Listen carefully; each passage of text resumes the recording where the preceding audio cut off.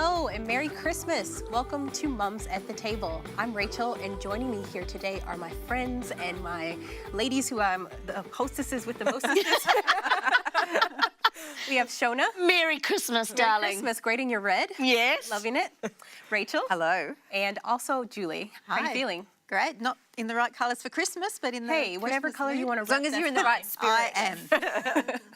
Well, you know what? This is the most wonderful time of the year. And if you were here with us in the studio, you'd practically smell the gingerbread cooking because of all of the festive fun we have planned for you here today. Today, we're going to learn about the ladies' Christmas traditions, get some tips on how to survive some of the pressure we feel during the holiday season, and be inspired by tech entrepreneur Sharlene Barnes, who created an important communication tool between parents, teachers, and administrators called School Loop App. So to start us off, I want to dig deep into some Christmas traditions, and I want you ladies to school me a little bit on some Aussie and some Kiwi Christmas traditions, being the American that I am. Oh, here, I mean, it's all about the heat in the summer. Like, traditionally, and this is always up to God, it's a hot day often. So there's often, lunch starts really late. Well, it did in ours, you go into this food coma, and when you come out of it, then you sort of go either to the beach or play cricket, or we played basketball a lot in the afternoon. But that was sort of something that we... Oh, you Aussies don't know how to do it. Go to the beach, put a barbie on, come on. With a roast lamb with mint sauce, kumara, for those of you who know what kumara is, yams, pavlova, which was invented in New Zealand. Oh, here we go. Where's your flag? Where's your flag? Oh, I feel so patriotic. Christmas traditions are nothing like either of yours. We don't. You say your traditions? Yeah. Oh, what do you do? I think they're very specific to our family. We have a couple of things. We play a really crazy Secret Santa, where we all sit around in a circle and steal presents from each other, and gang up. That's and becoming more popular. love isn't that. it? It's become such a joke in our family, and we spend the first half hour arguing about the rules. Every year you haven't worked these out yet? You need a piece of paper. Yeah. I went to one party, I think, since I've been here, and we were stealing presents, and there's still a little bit of animosity to this day from the stealing. So you've lost some friends, have you? I think I didn't react properly. I think when your gift is stolen, you need to still look happy. But I think it was written all over my face. So for you, how different is Christmas here from America? I think separate from you all, you're looking for the hot weather. Everyone there is kind of looking out the window. Is it going to be a white Christmas? Are we going to get snow? You stay inside more. Couldn't you guys imagine a white Christmas. Like, that's so foreign. Yeah, but as you guys are going outside, like, we're trying to stay inside to stay warm. So you have, like, all of the heat going on in the house. And I think a lot of people from the Northern Hemisphere, they find it difficult to have a hot Christmas because it's about bundling up and being warm and cozy. Yeah, you associate so many things with that tradition and with that season, don't you? Yeah. I love this idea of tradition though, because I think it's that ritual that keeps families together. I was reading these articles about Christmas traditions, and one lady was saying that she thinks it's, even though her kids are getting older, they still come back home for those traditions, those things that are happening all the time. And it's so nice to come home because it's so familiar. You know what's going to happen, and you know all the feel-goods around it. And I love creating new traditions with my kids as they grow up, different from what I grew up with. So I'm loving watching them sort of enjoy all of that. My brother has a tradition where he gives all the children in the family musical education from the 70s and 80s. Oh, yeah, that's a good era to get it from. And they have to Google it to see who they are. That's always fun. So what are some of the things you're doing now with your kids? So what I do now is every year I do like an advent calendar with the girls all through December. So we do something Christmassy every day, whether they're still at school or they're, on holidays. And it doesn't have to cost any money. Like, we will make some gingerbread men one day, and then the next day we'll sort of go and deliver it to some of the neighbours, or we'll do, we'll build a nativity scene and all that sort of stuff. So something every day, and I have to use all of November to plan it because it's a bit different each year. But they absolutely love it. They're like, Mum, we haven't started this year, so or I'll miss a day because I'm like loopy, and they're like, Mum, we've missed it, or so I know they're really starting to love these and associate Christmas with it. Love it. Oh. Well, perhaps all of this talk has inspired you to start some traditions of your own, or maybe you already have a really unique Christmas tradition that you'd like to share with us. Jump on our social media to inspire us to adopt some of those traditions. Now, there's one tradition I wouldn't mind starting, and that's making a bit of granola for the family on Christmas morning. And Gia and Olive are in the kitchen right now, and they're showing us how it's done. Thank you. Thanks, Momo. Well, we are going to make gifts for Christmas. And yes, for Christmas, yes, wow.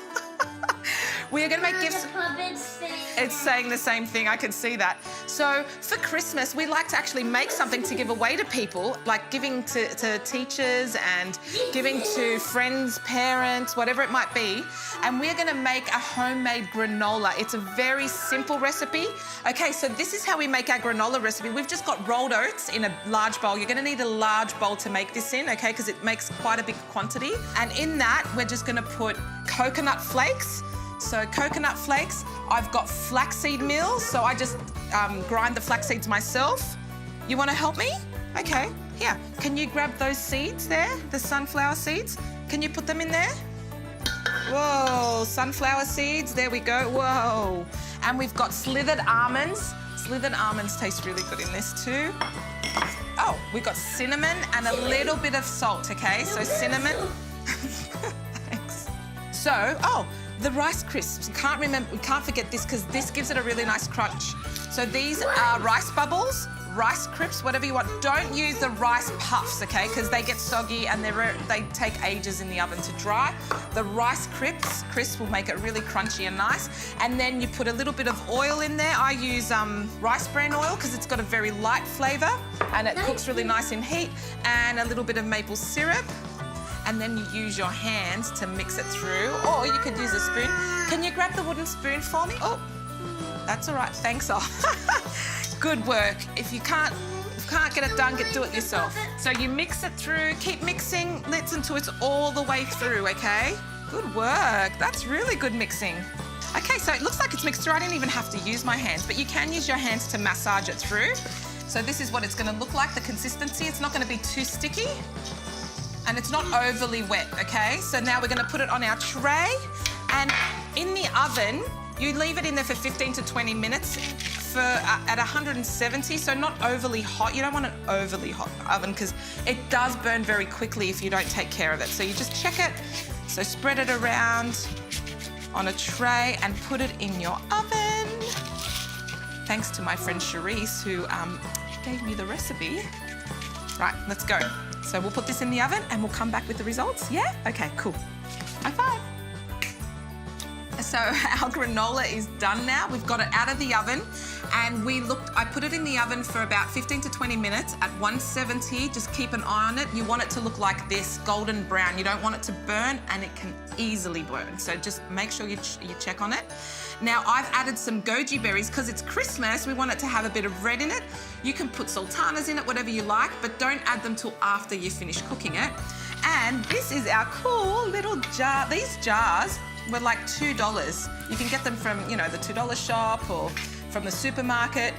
And then you put a little nice bow around it, and there you have it.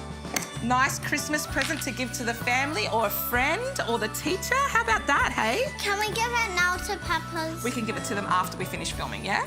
Okay, so enjoy and Merry Christmas. I really love Papa. She's so good.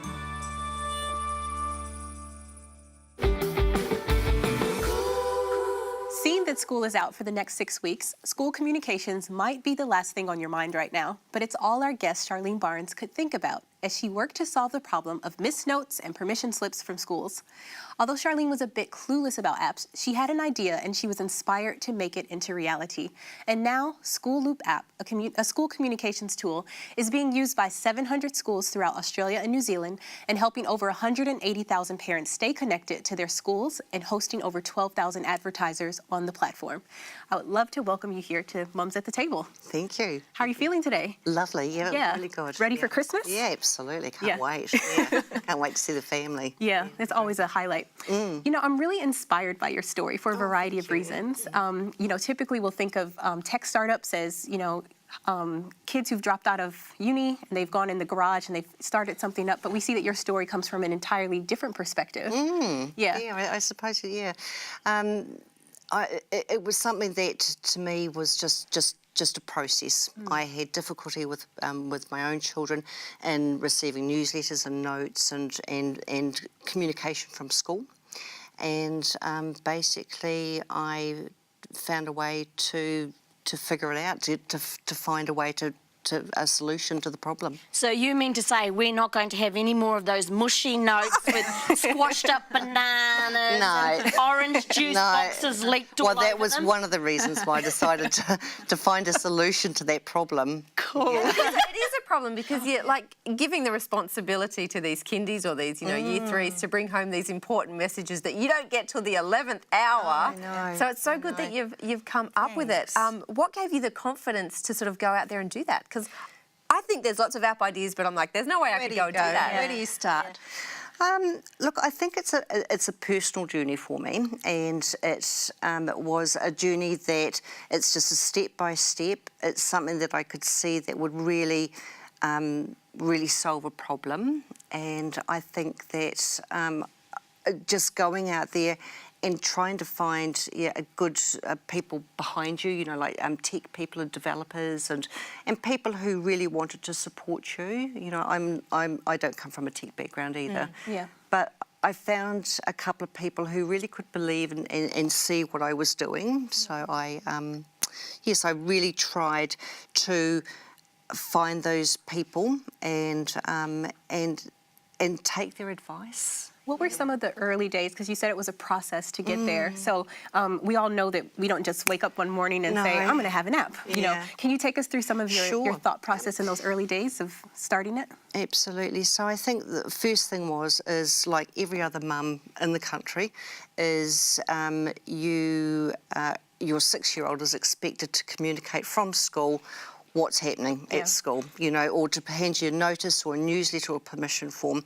That frustrated me, having a couple of children, working like most mums, 30 to 40 hours a week, and it really frustrated me. There had to be a better way. So there was that. I then went through the Christchurch earthquakes and trying to, in that, saw a real need for instant communication. Absolutely. Yeah, that didn't really rely on cell phone numbers or anything like that. For the school to be able to quickly get information just send out to the send out parents. a quick message. School's still standing. We're all okay. We're standing in the in the form room. Yeah, often when we hear these situations on the news, we don't think necessarily about what's happening with the parents and how they're, might be searching for answers for their kids. And you want that information immediately. Immediately. So how is your app different to just people communicating through email? Well, basically, it's a smartphone app. Okay, so you're not looking at emails. You're not relying on your computer. Okay, so we've all got our smartphones in our pockets for one. Yeah. Basically, it doesn't rely on phone numbers, so it picks on the IP address of your device. So you've got your smartphone in your pocket, you've got the school app on your smartphone, and you're going to get instant messages, from the school regarding, what's happening at school. So these are like newsletter notices. This is not like Johnny's school report or information from the teacher. It's actually like whole school information. Correct, yes. So it's communication coming from the school as a whole through to the school community as a whole. Okay, so it's not teacher-parent communication. So they would still use email for those sorts of things? Absolutely, yeah. That's usually personal. Information between the teacher and the parent. So we don't provide information like that. We just simply are a portal from the school administration, through to the school community, letting them know of general things like newsletters and notices and messages that are really important. I saw also, I know that you had the situation in Christchurch with the earthquake, but also that you suffered some illness, and after that you felt like, if I'm going to do something, and if I'm passionate about this idea, I need to go forward with it. And though some people might say it sounds cliche, you actually experienced it in that moment. Yes, I had melanoma, and which was really scary. I'd never been sick before in my life. Wow. And all of a sudden I had a mole on my arm that looked a bit suspicious and was diagnosed as melanoma, and it really made it it was like an epiphany, do it now or never do it. Yeah. And so I did. I simply went out with my idea. I found people who believed in me. When I say people who believed in me, it was more about tech people, people who could provide the service that I wanted. So I just went forward. Did you have the idea from the beginning that you wanted to be an entrepreneur and have a big business, or did it sort of evolve along the way? I think it evolved along the way. Yeah, I think it did. I mean, it's been such a really interesting journey, and I think it is one of those things where you think to yourself, actually, I might need an employee, you know, and then you think, actually, I might need a couple. Wow. Speaking of which, we were talking earlier about your workplace. Let us into your offices, because you have some really amazing ways that you handle your employees. Yes. So one of the things that I really did think about was, if I was to become an employer, I really wanted it to be a place where I could really help parents. Yeah, because I think parents don't, well, certainly in the last 5 years things have changed, I suppose, but parents really don't get given the opportunity like people, you know, who aren't juggling children and families and that kind of thing. So in our office, we have a kids' room. Wow. You know, so if a child was sick and mums and dad still need to come to work. I think it's great because it's so, I think it makes it easier for mums to go, actually, you know, if there's someone out there who's willing to sort of work with me, I'm so loyal, I'm so in, you know, and it's a great fit. Yeah, It'd be great for other employers to hear what you're doing. And the glide time. Love the glide time. The glide time's brilliant. It means that, you know, if you can't get a doctor's appointment after work and it has to be at lunchtime, or indeed you have to take your child to the doctors, it means that you can work around it. You can say, OK, look, I need to take an extra hour off today, but on Friday I can do an extra hour. We need more mums in business.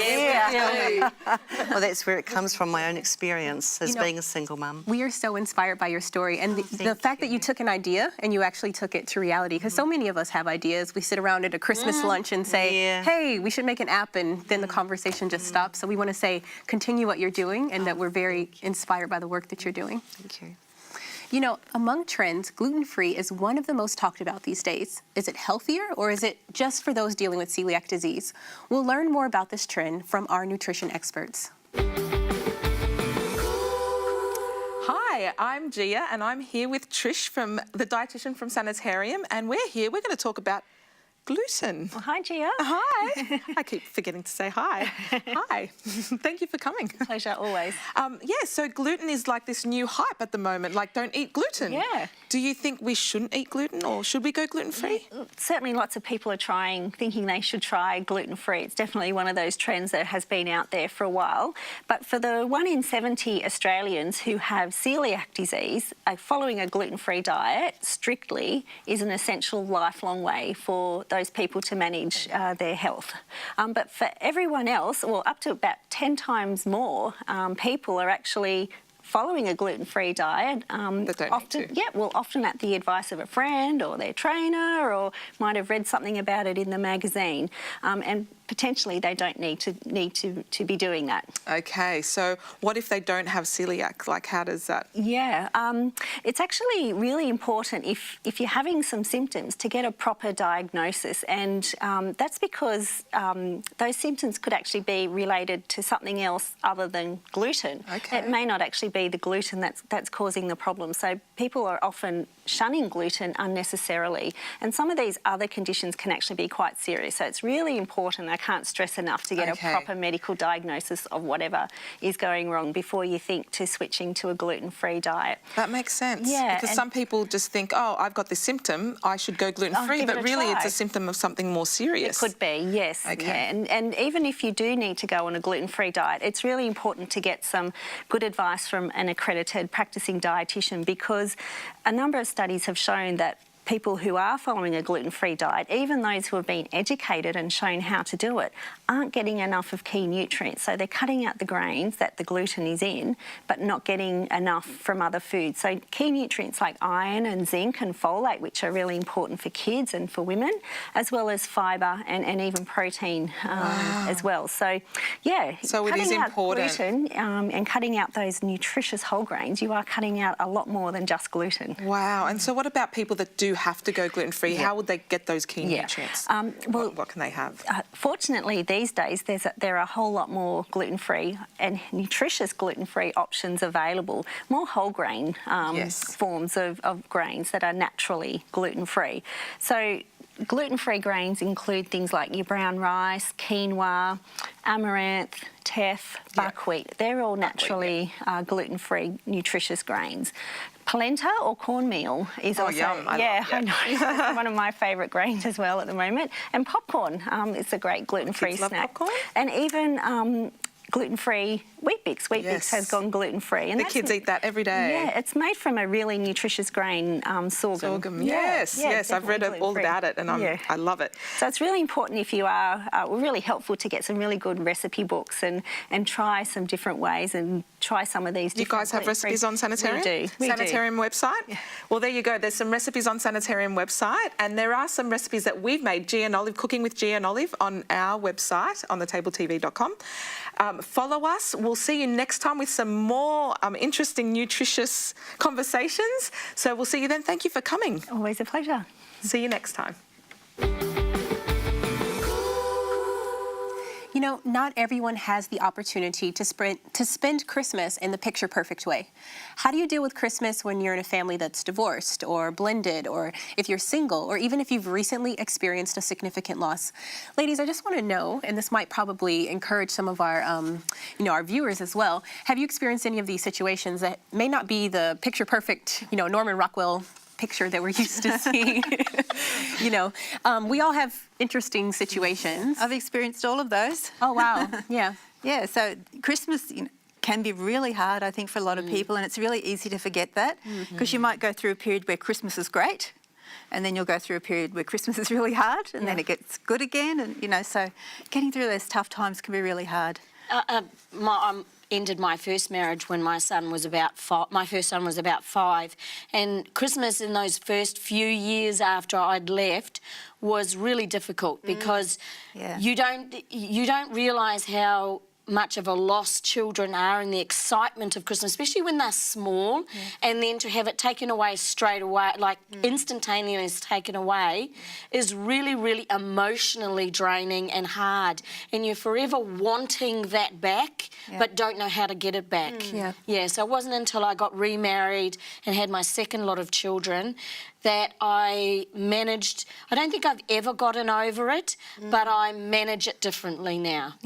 Was there anything you could do during those really difficult years that helped? No. I think it's because, unfortunately, I left the country as well, so that was really tricky. It was survival. That's all it was. And I think sometimes when people aren't in a situation, if they're in a very typical situation, it's hard to even imagine what could be unhappy about Christmas. You think like it's magical, it's presents, it's food, it's fun, it's supposed to be.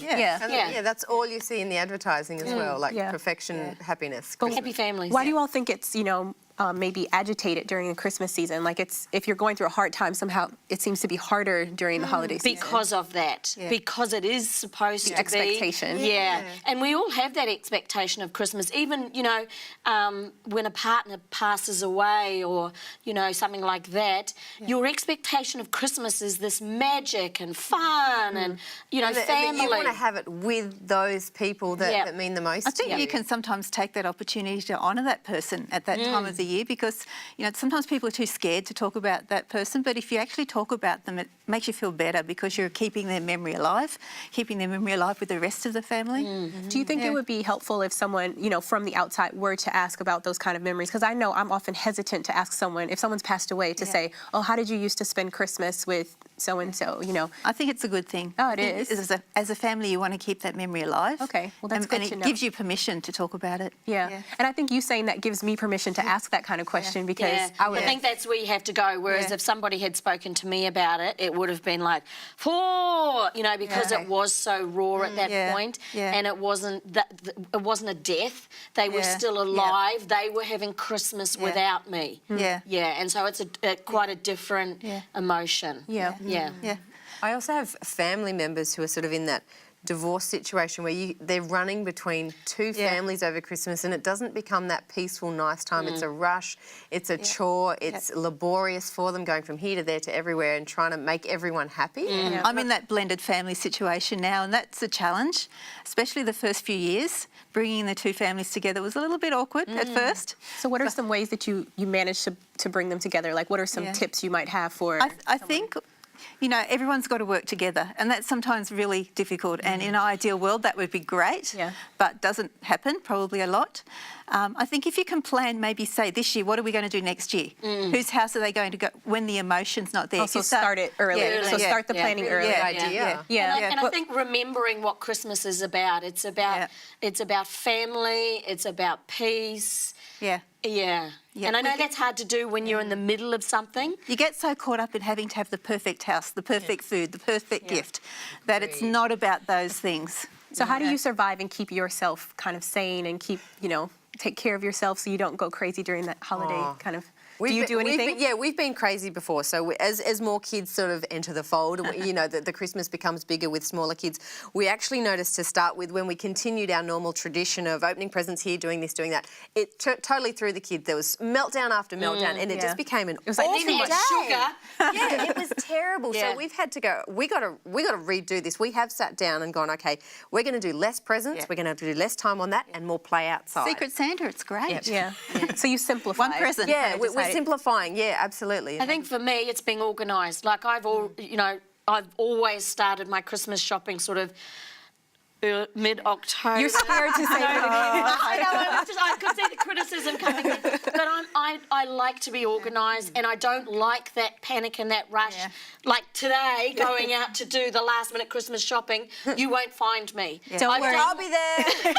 I've done all my food shopping. I've done, everything. The tree's decorated, presents are under it. I'm organised. If it's for me, don't sweat the small stuff. Let the small stuff go and just enjoy being with your family and remember the reason why we're doing it. Yeah. Well, you know, if you haven't, if you still have some last-minute Christmas shopping, you still have a little bit of time. Good luck. Parking. You know, for most, Christmas is one of the most magical times of the year, with all of the opportunities for generosity, for food, family, and friends. And it's also a great opportunity for us to pause and appreciate the gift of Jesus during the holiday season. We hope that you're surrounded by love and that you embrace the reason for the season. And I would like to dive into this Aussie Christmas tradition. Can you ladies Do you have them? No, we don't do this. Yeah, so show me how it's done. Now, there's a little brown thing in there that you put your finger on. Yeah. Yeah, okay, now Okay, pull. ready? You lost. I got the ring. I've never won. So what does it mean to win? Like you get that. I get won. that. You get all the gifts inside. and the great jokes. I want the joke. I want the The joke. hat. You got to put the hat here. on. You take the. No, that's a book. What is Oh, that? I'm like, you're the funny one, so. What is that? Okay, let me just check to see that it's okay to So read. try another one, see if you can win. Okay, here you go, guys. People pull on me every year. Going. What do you call an elephant that flies? What do you call an elephant that flies? I don't know. I don't know. A jumbo jet. Oh. That's a good way to end. Well, you know what? Follow us on our social media channels. Give us more of these jokes that you found on Instagram, Facebook, and YouTube. Until next time, see you later, and Merry Christmas. There you go.